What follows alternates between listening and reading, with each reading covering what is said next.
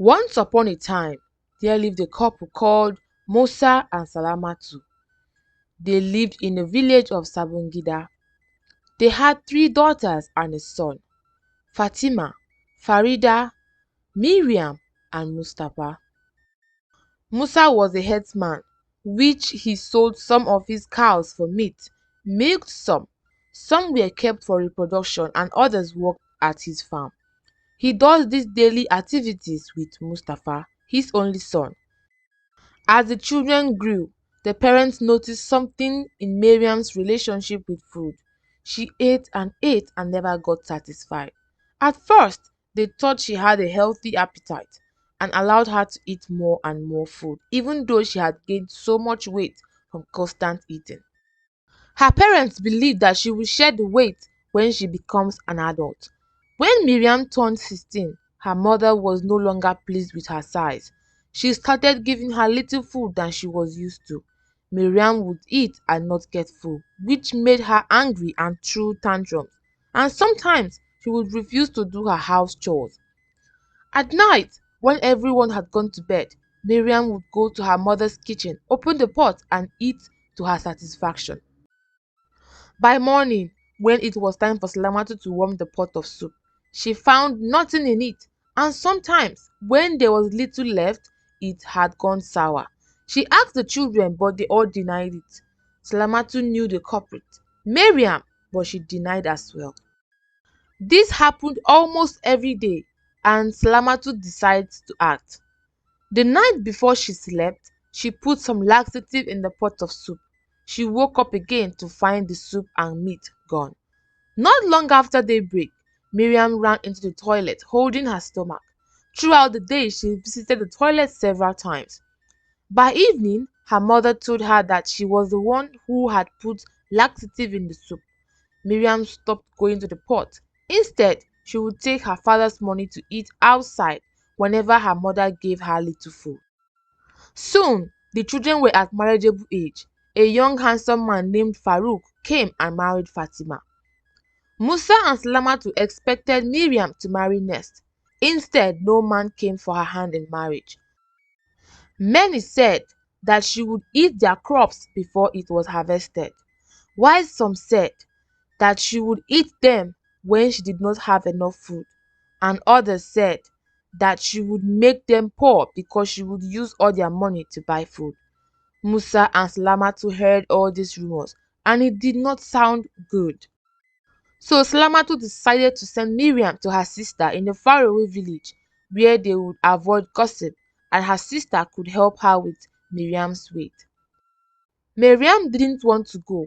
She had visited her auntie before and she did not treat her well, but her mother didn't want to take her opinion.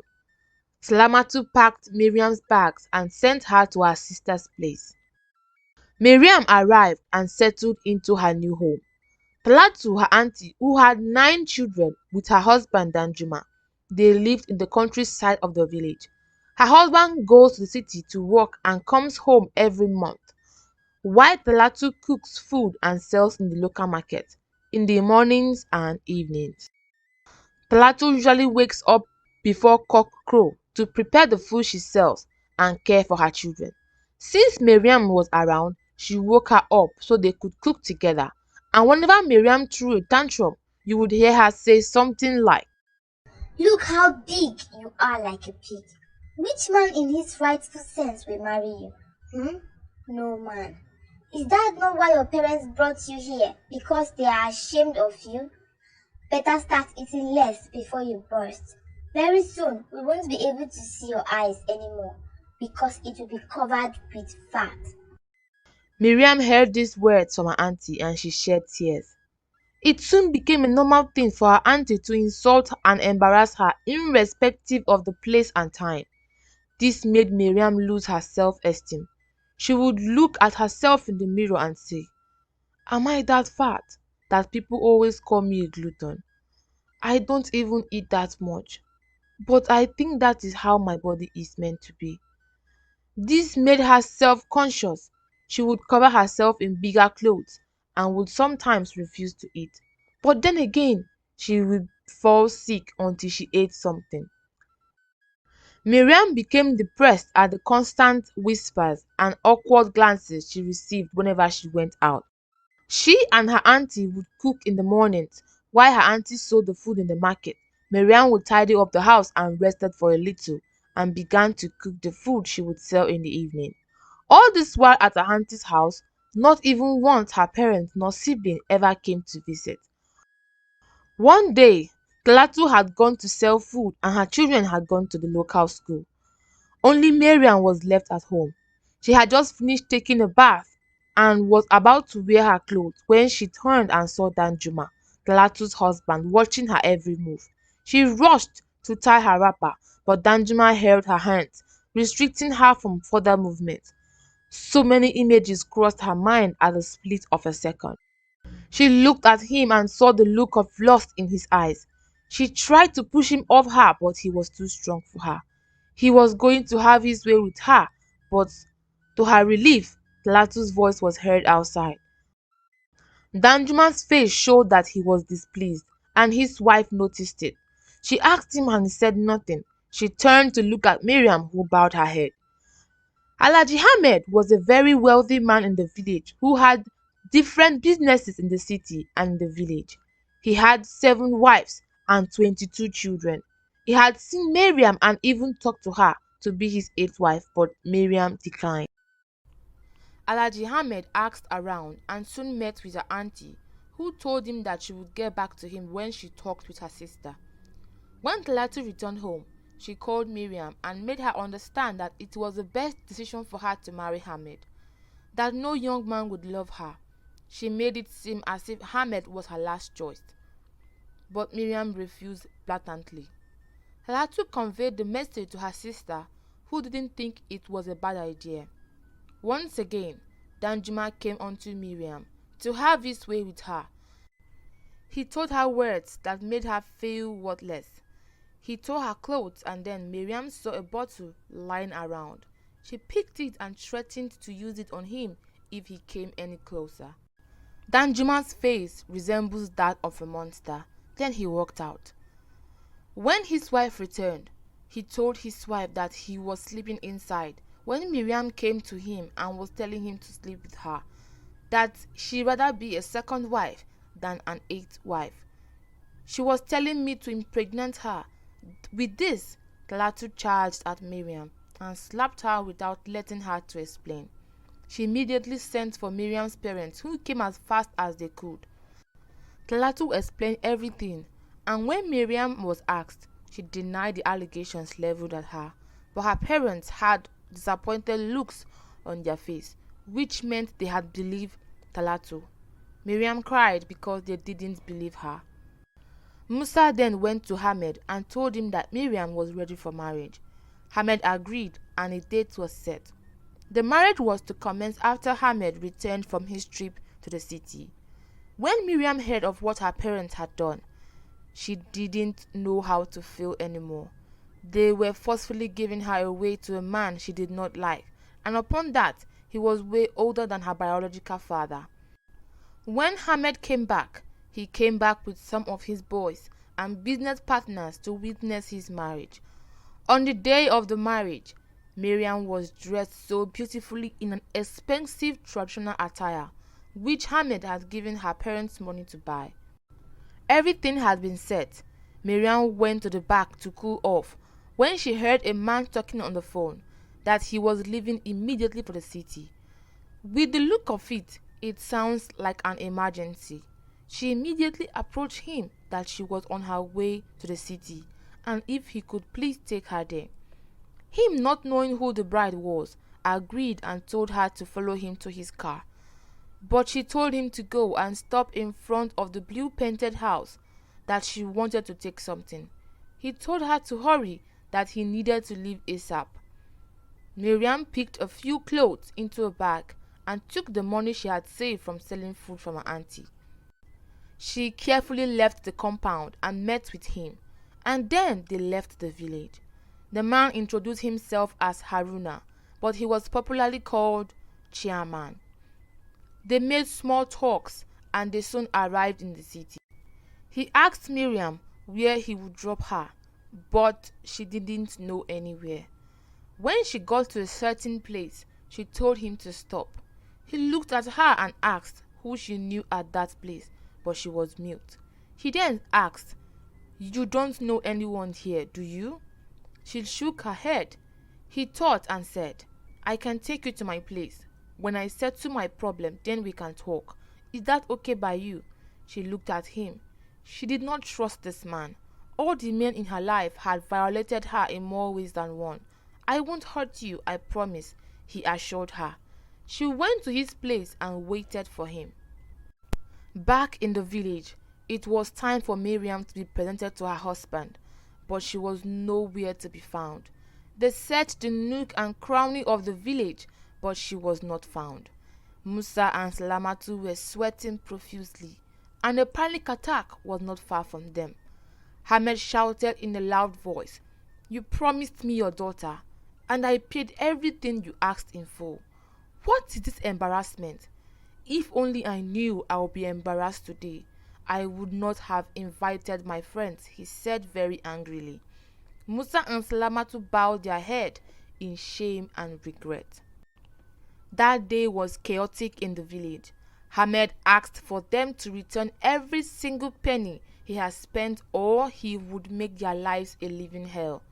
After some hours, Haruna returned. He even brought takeout and they ate in silence. After they were done eating, Haruna then said, "Do you want to tell me what's going on? I promise I won't judge you." Miriam took a deep breath and began. "I am the woman who is supposed to get married today," she began.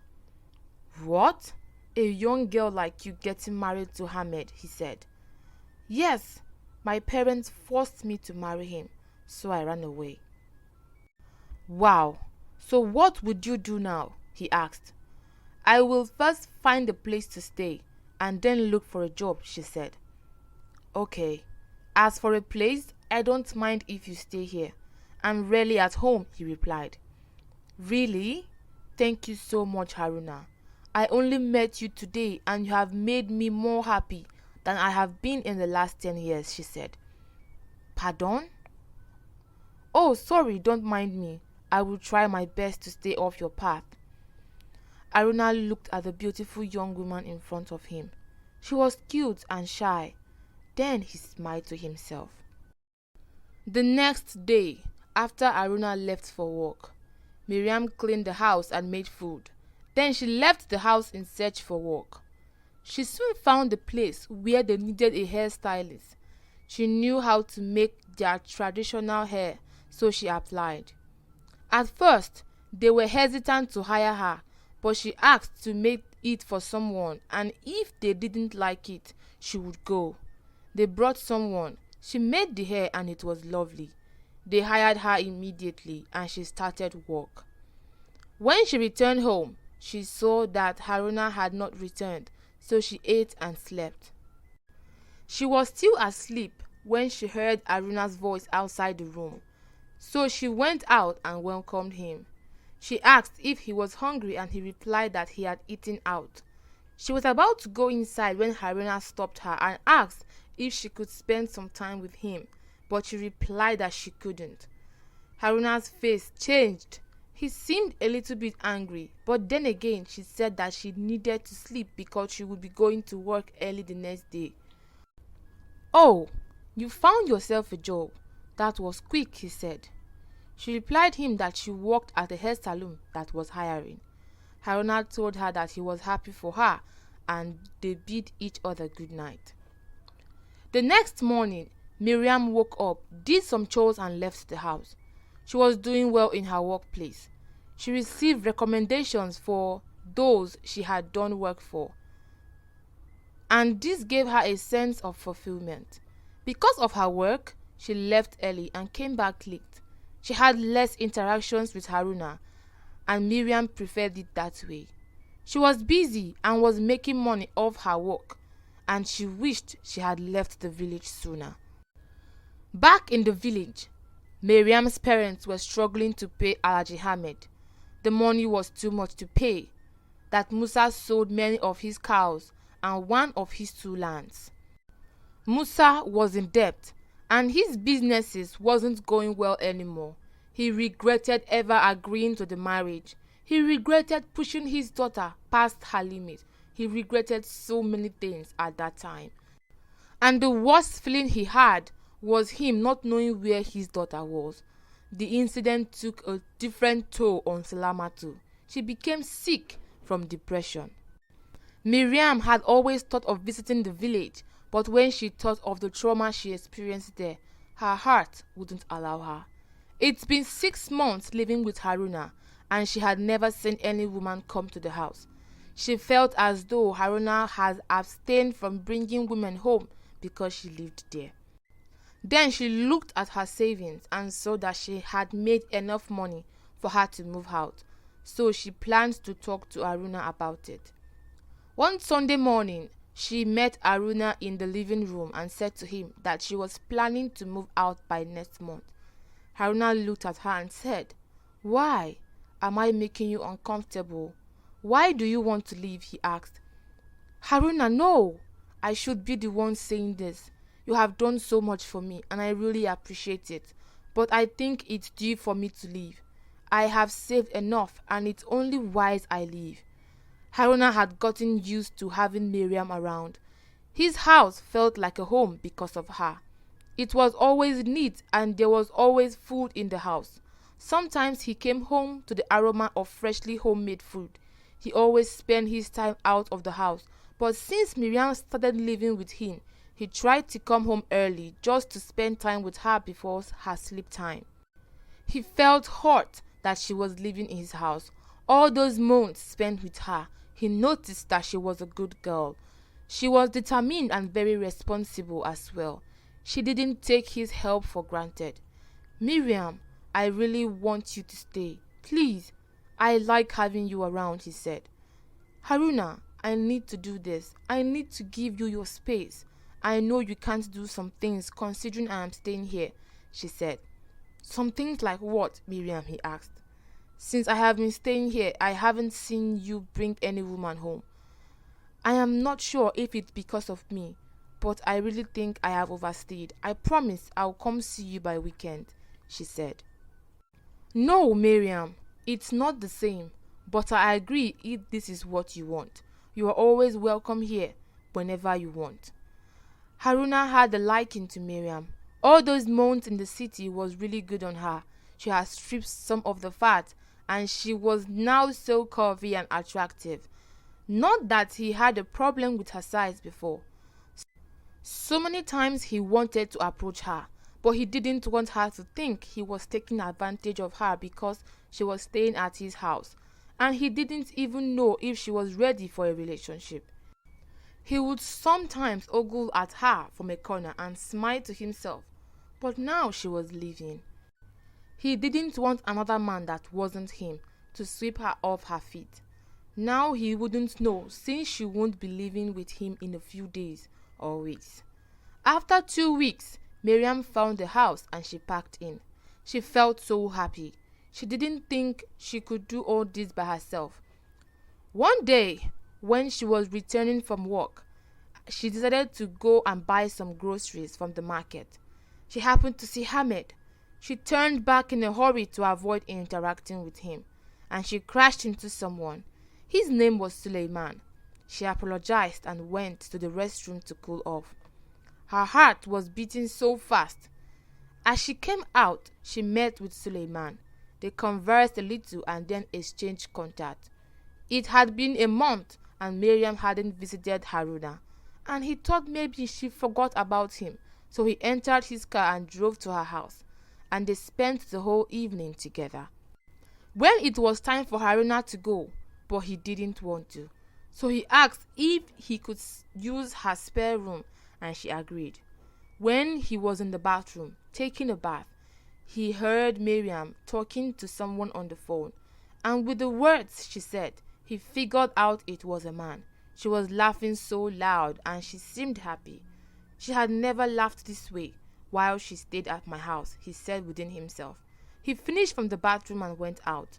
When she saw Haruna, she told Suleiman that she would call him back.